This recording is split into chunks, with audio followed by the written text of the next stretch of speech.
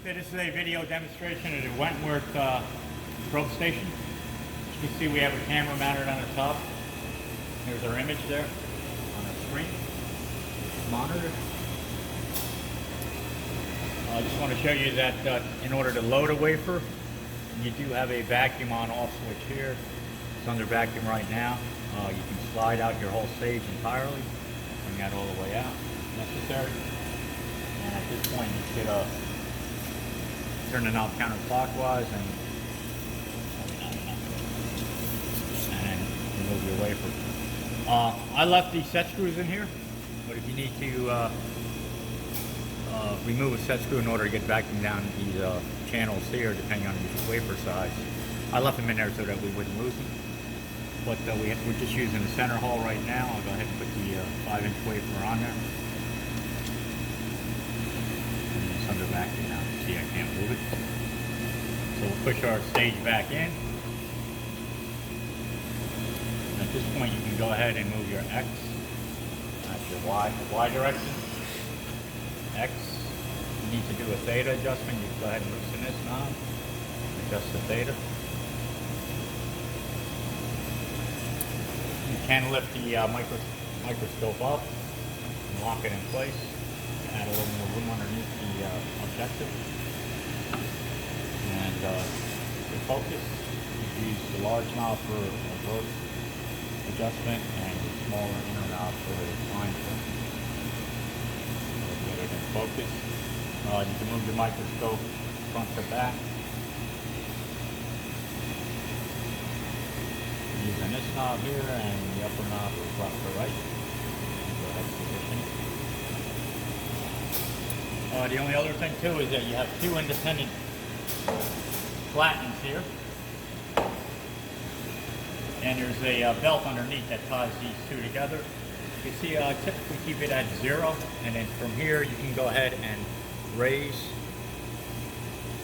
or lower in this direction. It'll lower the stage by a 1/2 mil,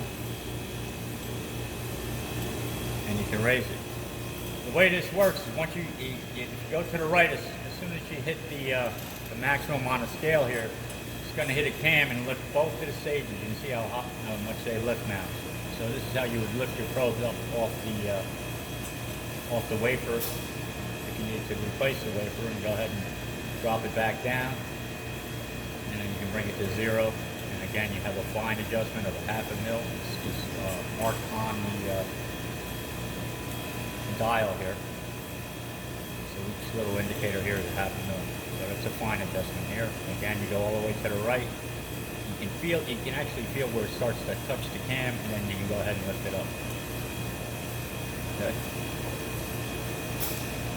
The only other thing we can talk about here is there is a vacuum line in the back. Oh, let's look from this. I'll show you the vacuum and I'll show you the ports. I'll go ahead and send this line, this 1/8 inch poly line long, but we're using a diaphragm pump, 1/4 inch, so I got the 1/4 inch to 1/8 inch adapter. I'll send this line along with it. We do have our light source that's attached up here. It's basically on off. And then you can adjust the intensity here. You need power for your camera, your monitor, your light source. It's all 110, and I do have our diaphragm pump connected here, so you have 4 110 outlets. Over on the side here, you have your electrical connections. And below that, these would be your vacuum ports for your probe, in case you have a vacuum type probe. We only have one of the fittings available. It's just a quick connect. So you go ahead and push that in. And you can get there's vacuum on. I'll send one along, so if you need to buy any more, you'll see exactly what connector it needs.